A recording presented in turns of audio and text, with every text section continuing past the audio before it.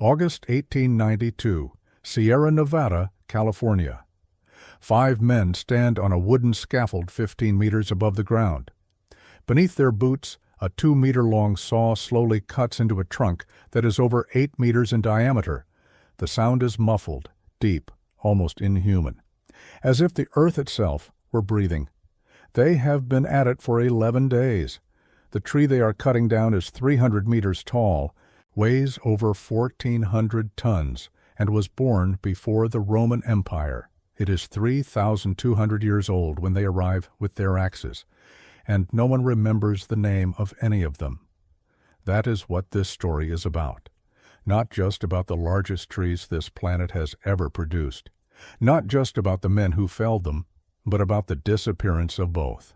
About the world that existed in 1893 and was erased so thoroughly that today almost no one knows it was ever there. There was a time when the forests of North America were so dense that a man could walk for weeks without seeing the sky. When the trunks were so wide that 20 people with outstretched arms could not encircle them. When there lived a kind of human being whose body required 5,000 calories a day to function, who slept on straw cots piled in unventilated rooms, who went months without seeing his family, and who at any moment could be crushed by something weighing as much as a ship. They were called lumberjacks, but that word doesn't do them justice. To understand who they were, you must first understand the world they inhabited. In 1893, the America everyone knows is happening in the cities. Chicago has just unveiled the skyscraper. Railroads now connect the 2 oceans. Electricity is beginning to change the nights. It is the year the Chicago World's Fair opens its doors to celebrate the 400th anniversary of Columbus, and millions of people arrive to marvel at the inventions of the century. But there is another America that no one is looking at. On the slopes of the Cascades, in the damp valleys of Oregon and Washington, on the slopes of California's Sierra Nevada, there exists a parallel world that has nothing to do with skyscrapers or electricity. It is a world of mud, of resin, of rain-soaked sawdust, of hands bleeding from the cold, and of tools that weigh more than a man can carry. It is the world of the logging camps. And in 1893, that world is at the height of its existence. By that year, the logging industry is the largest employer in the state of Washington. More than 20,000 men work as loggers in the Great Lakes region alone. To move the logs those men cut, 10,000 horses are needed, 10,000. To meet the demand for wood that an expanding nation devours without pause, without asking where it comes from, without imagining what is being lost forever. And what is being lost bears no comparison to anything that exists on Earth today. California's giant sequoias, the Sequoiadendron giganteum, are the largest living beings this planet has ever produced. Not the tallest, not the heaviest relative to their size, the largest in absolute terms, by volume, by mass, by physical presence in the world.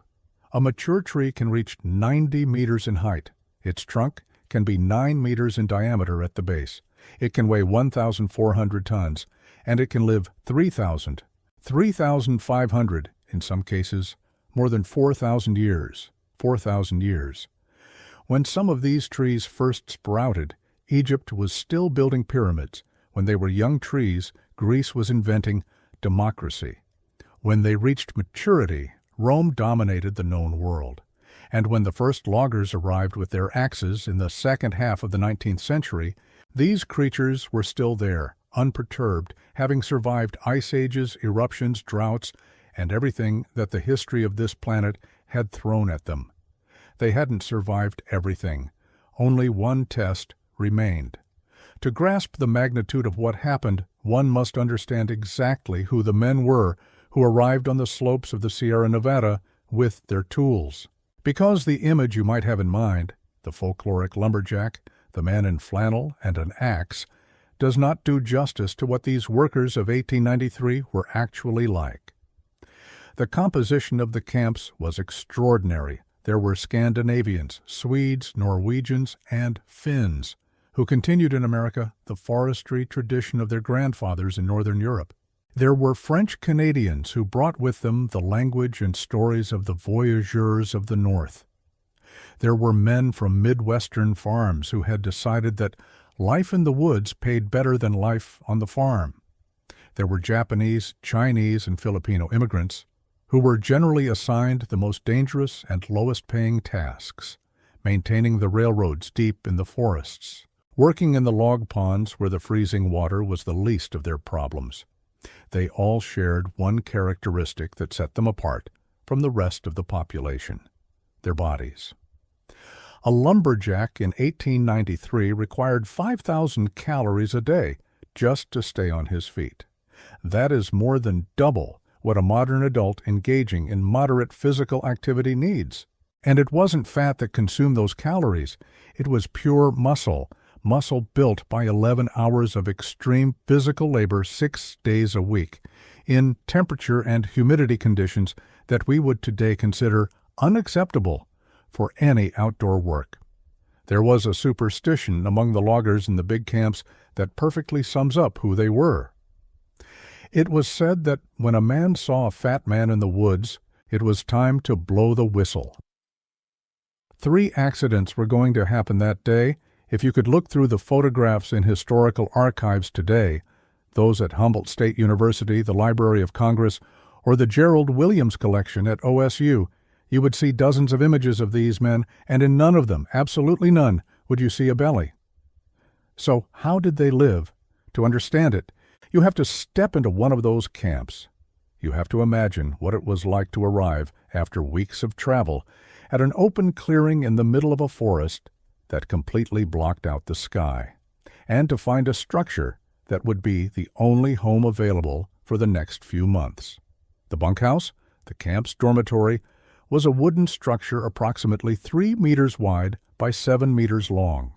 16 men slept in that space. The cots were wooden, 2-tiered, and were carried by one end like a revolver because they were so close together that you couldn't get in from the side. The mattress was straw.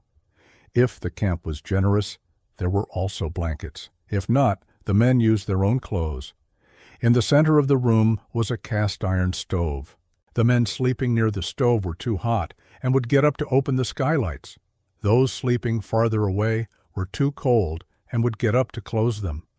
This went on all night. Lice and bedbugs were, according to records from the time, a constant problem. A lumberjack who survived to tell the tale recalled being awakened in the middle of the night by 2 bedbugs that, according to him, were arguing. The bunkhouse was built on wooden skids, not because they wanted it to be comfortable, but because when the area ran out of trees, the entire structure could be loaded onto train cars and transported to the next forest. The men were as disposable as their quarters, but there was one thing in that camp that wasn't disposable. It was, in fact, the most sacred institution in the entire system: the cook. In the records of the time, a phrase recurs with a consistency that speaks to more than just a culinary preference.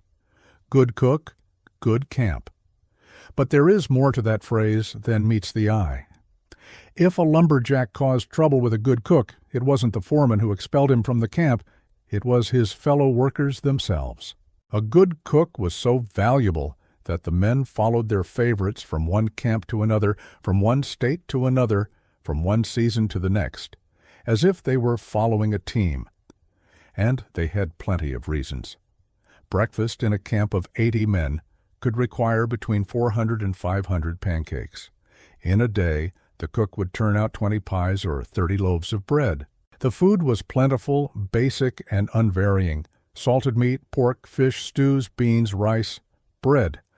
There was no menu, there was no choice. But there was enough, which in the life of a lumberjack in 1893 was a privilege not to be taken lightly. Meals at the camp were silent, not out of respect or ritual, but by rule. Each man had his assigned place at the table. Conversation was limited to asking for bread, beans, or potatoes. In some camps, talking during meals meant being kicked out of the table. Time was too precious. There were too many mouths to feed. There was no room for socializing when the goal was to consume enough calories to survive the next day. Work began before dawn and ended when the sun stopped shining on the trees. 11 hours, 6 days a week. In the rain, in the cold, in the mud, wool was the woodcutter's fabric, not cotton. Wet cotton kills, wet wool keeps you alive. Most of the men didn't know exactly what the temperature was outside and didn't ask because the answer wouldn't change anything. The only day that belonged to the men was Sunday.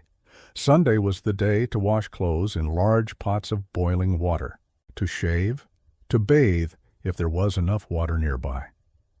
It was the day visitors arrived, itinerant preachers bringing the gospel to the forest, traveling salesmen arriving with cloth and whiskey, photographers who wanted to document that world which, even in 1893, smelled of something that wouldn't last. Most of the historical photographs of the logging camps were taken on Sundays, not by chance. It was the only day when the men had time to stop and look at a camera. On Sunday evenings, the men would gather at the deacon's seat, the long bench that ran along the length of the bunkhouse. There they played cards, mended socks and gloves, sharpened tools, and told stories. Stories were the heart of those camps. And in 1893 there was a story being told in every camp across North America, in every forest from Minnesota to Oregon, from Wisconsin to California. A story that no one had written down yet, that circulated only in voice, from mouth to mouth, from winter to winter. All was told just before the kerosene lamps were extinguished and the cold claimed the room. The story of Paul Bunyan. To understand what Paul Bunyan meant in those camps, one must understand that he was not an entertainment character. He was something deeper than that. He was the way those men saw themselves. He was the giant mirror in which a generation of anonymous workers found their own reflection amplified to the impossible. The first time Paul Bunyan appears in print is on March 17, 1893, in the Gladwin County Record of Michigan. The mention is brief, almost coded, like an inside joke for those who already know the name.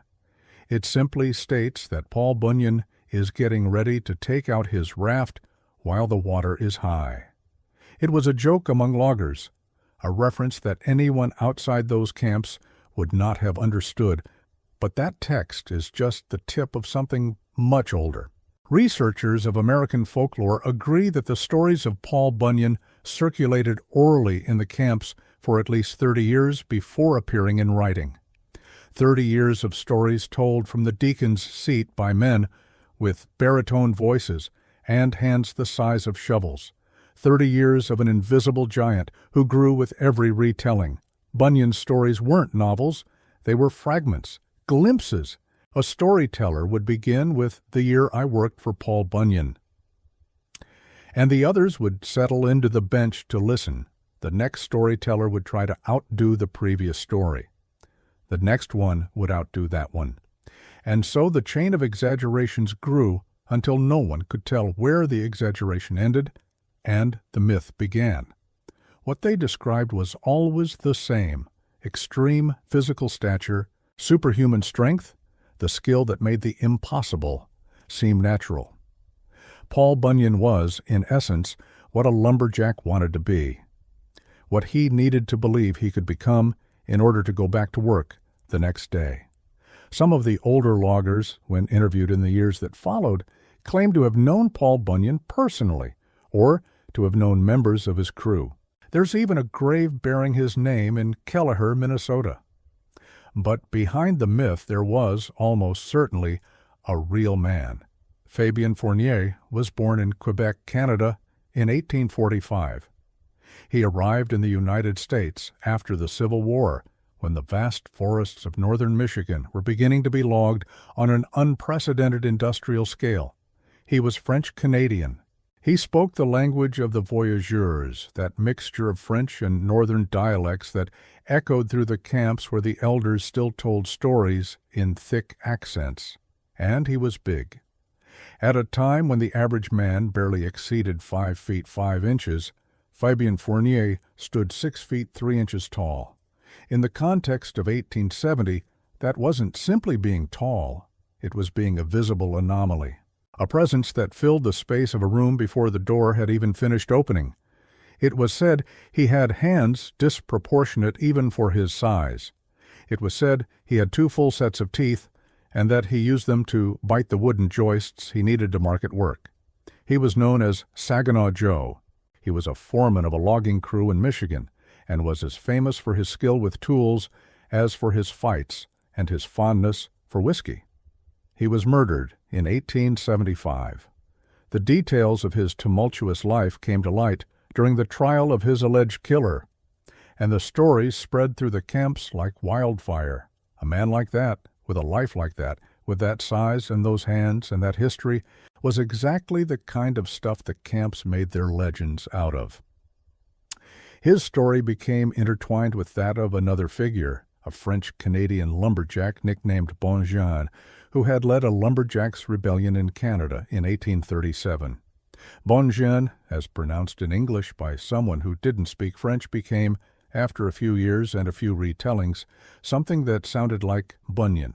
And that is how a flesh-and-blood man, murdered in a Michigan bar, became the immortal giant of the American forests. But in 1893, Paul Bunyan still belongs only to the camps. He still belongs only to them. He hasn't been discovered by advertisers. He hasn't appeared in children's books. He doesn't have a 40-meter statue in any tourist town. In 1893, Paul Bunyan exists in the darkness of the bunkhouses, in the smoke of the cast-iron stoves, in the voices of men who haven't seen their families in weeks and need something greater than themselves to keep getting up before dawn.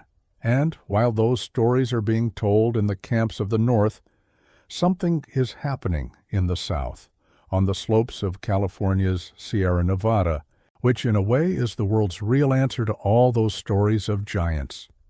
To understand what happened in August 1892, we must go back 17 years to the 1876 Centennial Exposition in Philadelphia. California wanted to show the world what it had, its natural resources, its trees, and it decided that the best way to do so was to bring a section of a giant sequoia to the exposition. A man named Martin Vivian found a way to exploit a loophole in state law, cut down a tree already known as the centennial tree, cut it into sections, and transported it by train to Philadelphia, where the sections were assembled to reconstruct the trunk. The public called it the California hoax. They couldn't believe it was real.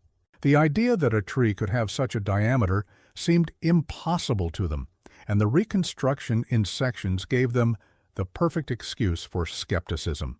Journalists mocked it. Visitors shook their heads.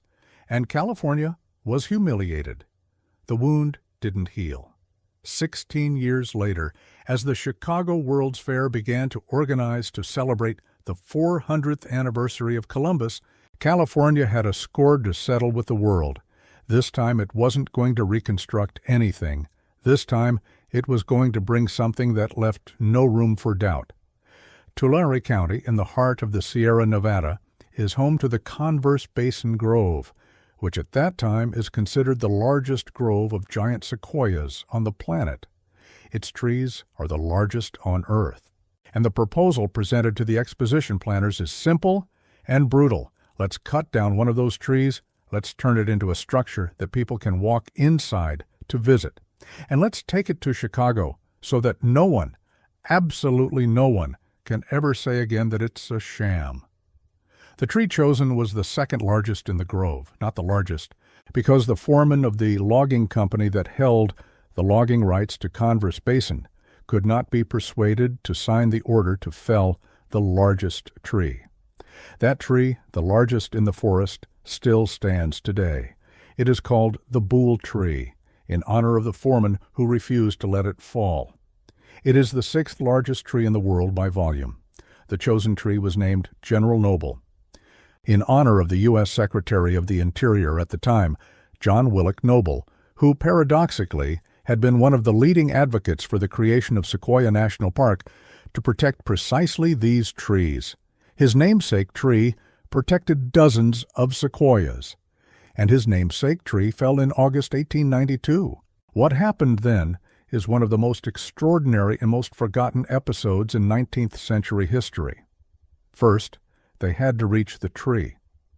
General Noble stood on a remote slope of Converse Basin at an elevation and with such difficult access that transportation was nearly impossible.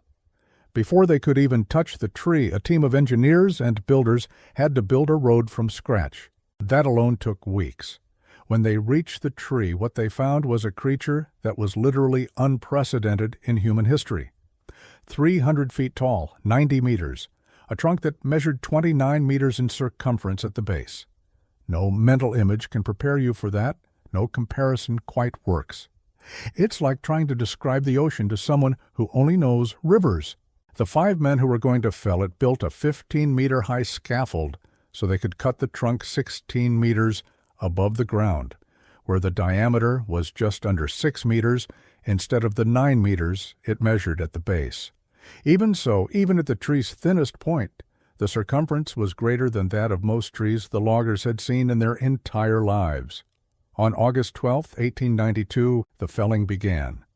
The 5 men were Captain Jameson, who served as foreman of the operation, Burr Mitchell, Will Irwin, Dayton Dickey, and Jesse Patty.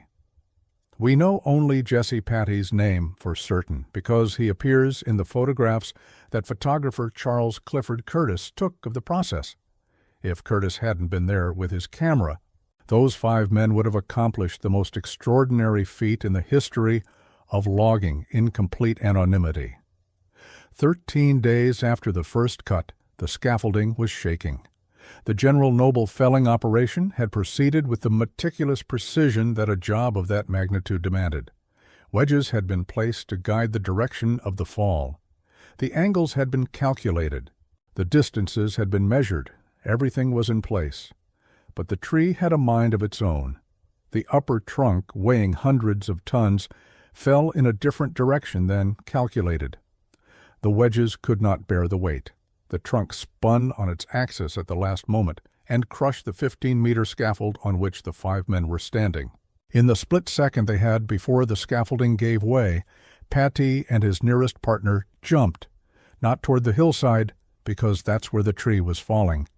They jumped toward the only solid spot left at that moment, the stump of General Noble itself, which was still firmly on the ground, with its 6-meter diameter surface.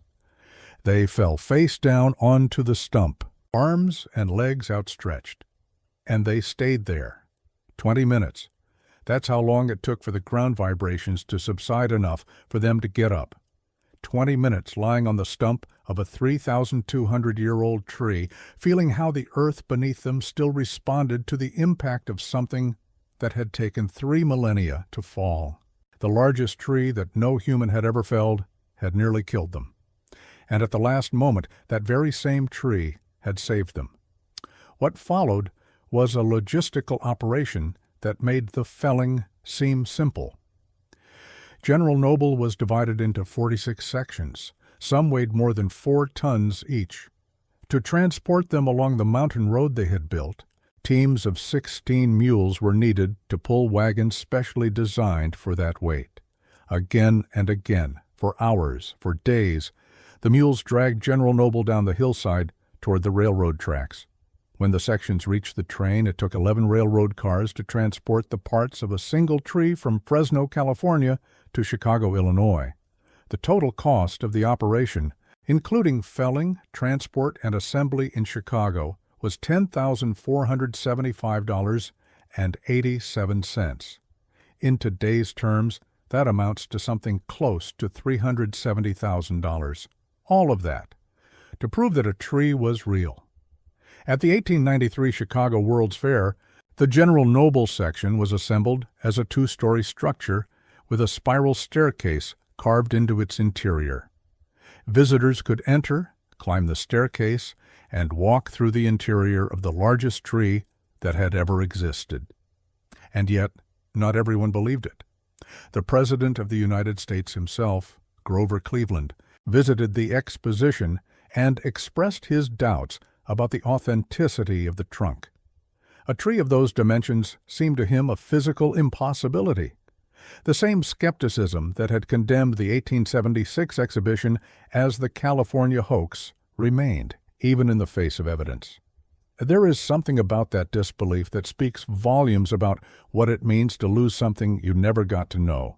The General Noble was so extraordinary that the world could not take it in. And instead of going to see it in its place of origin, instead of making the trip to the Sierra Nevada to stand in its shade and look up and understand with the body what the mind could not comprehend, they brought it back cut into pieces. And presented that way, it convinced no one. After the exposition, sections of the General Noble were transported to Washington, D.C., and assembled on the National Mall in front of the main Department of Agriculture building, where they remained for 40 years as a tourist attraction. In 1932, the tree that had taken 3,200 years to grow, that had survived everything Earth's history had thrown at it, finally rotted away. What remains in California is the Chicago stump, the 6-meter-tall stump that the 5 men used to save themselves when the tree fell. It's still there in the Converse Basin Grove within the giant Sequoia National Monument in Fresno County, California. You can visit it, you can stand in front of it and place your hands on the wood that was cut over 130 years ago, and you can try to imagine what it was like to be on top of that stump face down, feeling the last tremors of something that had lived for over 3,000 years. But what you can no longer see is what surrounded that stump, because the Converse Basin Grove, which in 1890 was considered the largest redwood forest on the planet, was completely logged by 1908. 18 years. That's how long it took the logging industry to wipe out thousands of trees that had taken millennia to grow. And here comes the cruelest twist in this story. Giant sequoia wood is, in terms of resistance to insects, fungi, and fire, one of the most durable on the planet. The oldest trees have this quality particularly concentrated in their wood, but it also has a characteristic that loggers learned too late. It shatters. It fractures. It breaks on impact when it falls. Most of the sequoias that fell in Converse Basin and the surrounding forests were shattered upon hitting the ground. 3,000-year-old trees felled in weeks of work lost in the moment of impact. It is estimated that between 60 and 80% of the sequoia timber cut during that period was useless. And what was usable became pencils, packing crates, fence posts. Trees that had seen entire empires rise and fall, that had absorbed centuries of rain and wind and fire, ended up as fence posts on ranches in the American West. Posts that rotted away in decades. Posts that are gone today. By the time the world began to understand what it had lost, it was already too late for most of it. Redwood National Park, which protects the coastal redwoods of Northern California, was established in 1968. By that time, 90% of the original redwood forests had been cut down, 90%. What remained was protected, which was 10%. What occurred during those decades was one of the most complete erasures in the natural history of this planet. But it wasn't just the trees that disappeared, it was also the world that cut them down. The logging camps began to disappear after 1910, when the railroads penetrated deep enough into the forests to change the entire logistics of the industry. The 1920s saw the depletion of the major pine reserves in the northern part of the country. The arrival of chainsaws in the 1940s eliminated the need for large crews of men with hand tools. The way of life that had existed in those camps, with its distinct culture, its stories, its rituals, its code of silence at mealtimes, and its devotion to the cook, disappeared. And with it, the men disappeared, not physically but from memory. The 20,000 loggers working in 1893, the men who felled the planet's last millennia-old redwoods with hand tools, whose names were never recorded, whose bodies built on 5,000 calories a day were never photographed except in passing, whose Sundays passed in silence between boiling laundry and visits from the itinerant preacher. Of all of them, almost none have names. Of the 5 men who felled the largest tree any human has ever cut down, only Jesse Patty is identifiable, because the photographer Curtis captured him in a picture. The other 4 are a list of names that appear in historical documents and that no one remembers. Burr Mitchell, Will Irwin, Dayton Dickey, Captain Jameson. Those are the men. That is what remains of them. There is a paradox at the heart of all this that is hard to ignore. The only character from that world that the 20th century remembers, the only being from that universe of campsites and forests and axes who became a name known to hundreds of millions of people, is Paul Bunyan, who never existed. The fictional man lives on in 15-meter-tall statues in tourist towns in Minnesota. The fictional man has his own festival, his own picture books, his own amusement parks. The fictional man appeared in Disney movies, was mentioned by poets like Robert Frost and Carl Sandburg, was adopted as a symbol of the American spirit of conquest and strength. The 20,000 real men who lived what he represented are completely anonymous. That is the nature of how history erases certain worlds. It doesn't eliminate them all at once. It lets them slowly lose their names and faces and specific details until all that remains is the exaggerated echo, the version amplified to the point of fantasy, which is too big to be forgotten but too unreal to reveal what lay beneath. Paul Bunyan is what remains when an entire world disappears and only its shadow survives. Today, if you wanted to visit Converse Basin Grove, where General Noble lived, you would find a forest different from the one in 1892. The trees you see are the ones that grew after the logging, the young trees barely 100 years old that sprouted from the remaining soil. And in the midst of them, like a stone ghost, the Chicago stump, the 6-meter stump that survived it all. Studies of the stump's growth rings confirm what historical documents only hinted at. General Noble was over 3,200 years old when she was cut down. 3,200 years. And it was destroyed so the world could believe it existed. And even so, the world didn't quite believe it. That's what it means to erase something from history. It's not just that the record disappears.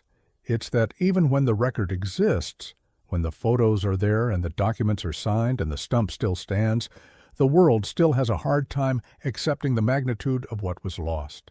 I want to ask you something. When you look at a photo from 1892 of a man standing next to a log that's as wide as a 2-story house is tall, what do you feel? Wonder? Loss? Both at the same time? Because that's exactly what this story is. Wonder and loss so deeply intertwined that it's impossible to separate them. We are amazed that those trees existed. We are amazed that those men could cut them down with their bare hands. We are amazed that a world as physically extreme as those 1893 camps functioned for decades as a parallel civilization within the America we know from history books. And at the same time, the loss of the trees that took millennia to grow, the loss of the men who cut them down and whose names did not make it into the next century, the loss of a way of life so specific, so physically demanding, so alien to everything that would come after, that it is almost impossible to imagine without the photographs that Sunday allowed time to take. In the comments on this video, I want to read something. I want you to tell me if there's something about this forgotten world that resonated with you in a particular way. It could be the image of those 5 men on the stump. It could be the idea of the cook as king of the camp. It could be the paradox that the only way they found to prove something existed was to destroy it. I want to read what this left you with, because that is exactly the point of continuing to talk about the worlds that history has officially set aside, not to lament them in a way that serves no purpose, but so that their existence takes its rightful place in who we are, in what we build, in what we choose to remember, and in what we choose to let fade away. The giant lumberjacks of 1893 are no longer here. Neither is the world they inhabited. But the Chicago stump is still there in a clearing in Converse Basin with over 130 years of accumulated rain and snow on its surface. And if you visit it, and if you place your hands on that wood, you can still feel something that closely resembles the presence of what once was. That cannot be completely erased. If this video opened a door to a world you didn't know, share it with someone you think will feel the same way. There are people in your life who need to know that these stories exist. That official history always leaves out entire worlds that are just as worthy of being told as the ones that do appear in books. Be the one who leads them to this door. And if you're not yet part of this community, subscribe today. Because every week, we keep doing exactly this, entering the worlds that official history left in the dark and turning on a light, with the same rigor, with the same passion, with the same respect for what was and can never return. The next world we're going to visit is just as buried, and I assure you, you don't know it as well as it deserves.